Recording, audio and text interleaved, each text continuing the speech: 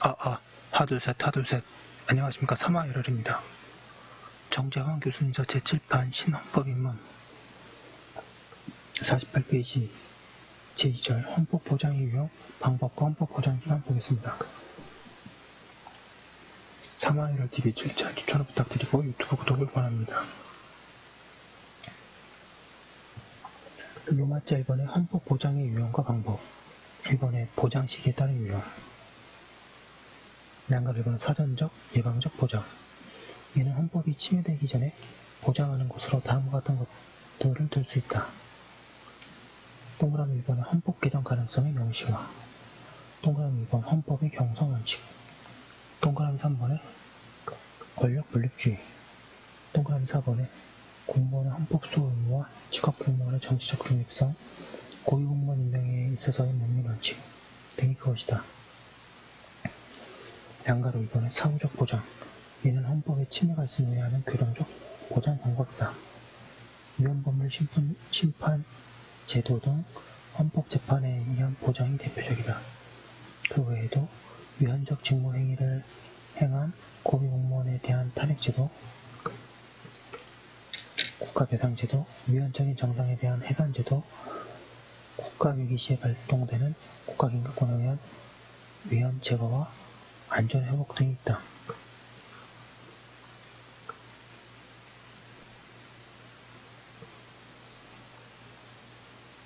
2번에 위기상황 여부에 따른 유형, 국가의 위기상황 존재 여부에 따른 분류이다.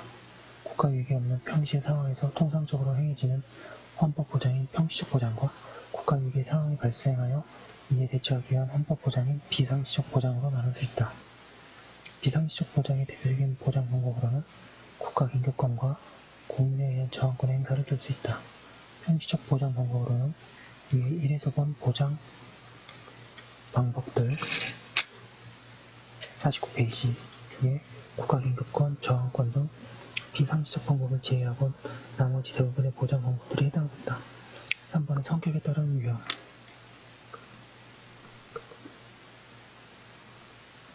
헌법 보장 제도를 그 성격에 따라 분류하면 동그라미 2번의 정치성을 가지는 보장과 동그라미 2번의 법적 성격을 가지는 보장으로 나누기도 한다. 정치성을 띠는 보장 방법으로는 권력분립제도, 내각불신제도, 헌법 개정을 위한 국민투표제도 등을 들 수 있다고 한다. 법적 성격을 가지는 보장 방법으로는 주로 사법적 보장을 들 수 있다.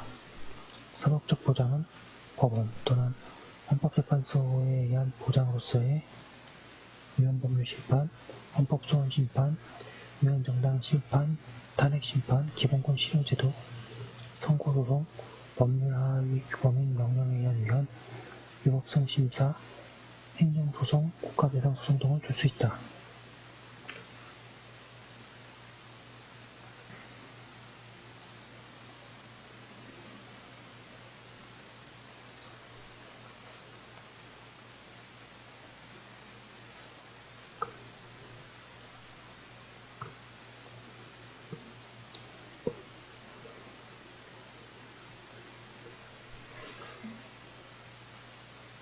로마자 2번의 헌법보장기관,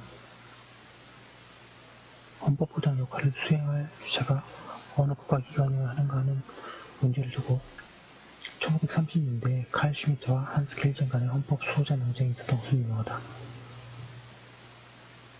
칼 슈미트는 사법부는 한계를 가지고 있으므로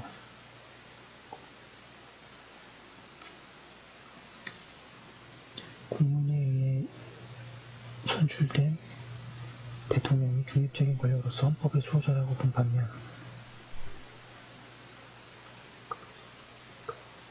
한스 켈젠은 헌법재판소도 헌법의 보장자라고 하면서 특히 헌법재판소에 의한 헌법 수호의 중요성을 강조하였다.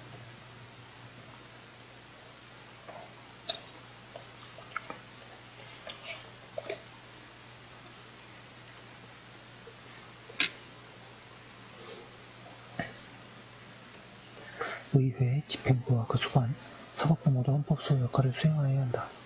헌법이 보장할 의무의 주체는 1차적으로 의회, 집행부, 사법부에서 국가의 법을 만들고 이를 집행하는 국가기관과 그 소속 공무원들이라고 할 것이다.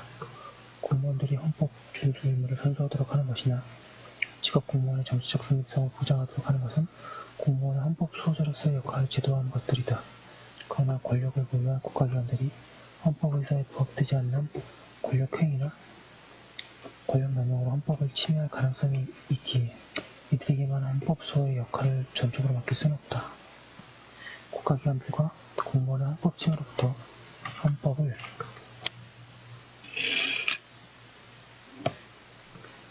50페이지에 최후까지 수호해야 할 것은 최종적 헌법 해석 기관인 헌법재판소라고 할 것이다. 그러나 헌법재판의 판결이 다른 국가기관들을 구속하는 힘, 즉 기속력이 약할 경우에 헌법재판소에 의한 헌법 수호의 역할에도 한계가 나타날 수 있다. 또한 국가기관의 구성이나 그 구성원의 선출에 있어서 민주적 정당성이 약할 경우에도 국가기관들에 의한 헌법 수호 역할 수행에 한계가 나타날 수 있다. 결국 헌법을 수호할 최종적인 주체는 바로 헌법을 제정한 국민들이다. 각종 선거를 통하여 후원 의무를 충실히 할 대표자들을 선출하여 그 대표자들과 국가기관, 소속 공무원들이 후원 의무를 다하도록 감시하는 것은 결국 주권자인 국민의 몫이다. 국민들의 투철한 후원의 의지가 민주적 헌법을 존속시키고 발전시키는 원동력임과 동시에 헌법 보장에 보이는 것이다. 국민이 최종적 헌법 수호자이기에 저항권을 가진다는 이론이 전개되어 왔다.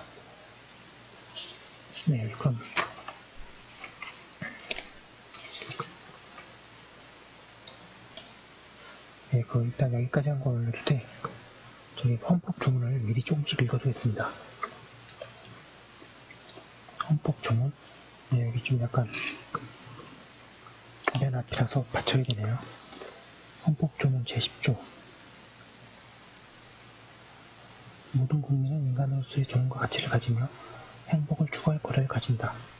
국가는 개인이 가지는 불가침의 기본적 인권을 확인하고 이를 보장할 의무를 진다.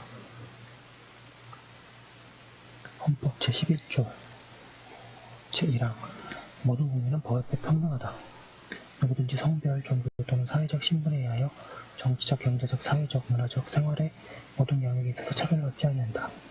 제2항 사회적 특수계급의 제도는 인정되지 아니하며 어떠한 형태로도 이를 창설할 수 없다. 제3항 훈장 등의 영조는 이를 받은 자에게만 효력이 있고 어떠한 특권도 이에 따르지 아니한다.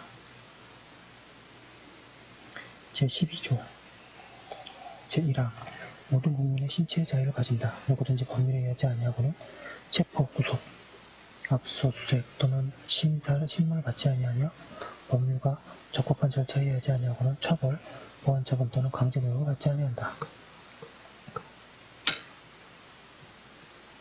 제2항 모든 국민은 고문을 받지 아니하며 형사상 자기에게 불리한 진술을 강요당하지 아니한다. 제3항 체포, 구속, 압수 또는 수색을 할 때에는 적법한 절차에 따라 검사의 신청에 의하여 법관이 발부한 영장을 제시하여야 한다. 다만 현행범인 경우와 장기 3년 이상의 형에 해당하는 죄를 범하고 도주 또는 증거인멸의 염려가 있을 때에는 사후에 영장을 청구할 수 있다. 제4항 누구든지 체포 또는 구속을 당할 때에는 즉시 변호인의 조력을 받을 권리를 가진다. 다만 형사 피고인이 스스로 변호인을 구할 수 없을 때에는 법률이 정하는 바에 의하여 국가가 변호인을 붙인다. 제5항 누구든지 체포 또는 구속의 이유와 변호인의 기록을 받을 권리가 있음을 고지받지 아니하고는 체포 또는 구속을 당하지 아니한다. 체포 또는 구속을 당한 자의 가족 등 법률이 정하는 자에게 그 이유와 일시, 장소를 지체 없이 통지하여야 한다. 제6항 누구든지 체포 또는 구속을 당한 때에는 구속의 심사를 법원에 청구할 권리를 가진다. 제7항 피고인의 자백이 체포, 폭행,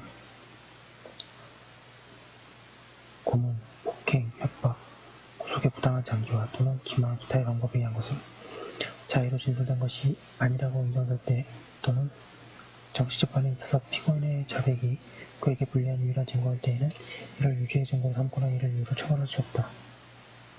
제13조 모든 국민은 행위 시에 법률에 의하여 대하여 범죄를 부정하지 아니하는 행위로 소추되지 아니하며 동일한 범죄에 대하여 거듭 처벌받지 아니한다. 제2항 모든 국민은 소금 입법에 의하여 참정권의 제한을 받거나 재산권을 침탈당하지 아니한다. 제3항 모든 국민은 자기의 행위가 아닌 친족의 행위로 인하여 불이익한 처우를 받지 아니한다. 제14조 모든 국민은 거짓 위전의 자유를 가진다. 제15조 모든 국민은 직업선택의 자유를 가진다. 제16조 모든 국민은 거주의 자유를 침해받지 아니한다. 주거에 대한 압수수색을 할 때에는 검사의 신청에 의하여 법관이 발부한 영장을 제시하여야 한다. 제17조 모든 국민은 사생활의 비밀과 자유를 침해받지 아니한다. 제18조 모든 국민은 통신의 비밀을 침해받지 아니한다. 제19조 모든 국민은 양심의 자유를 가진다.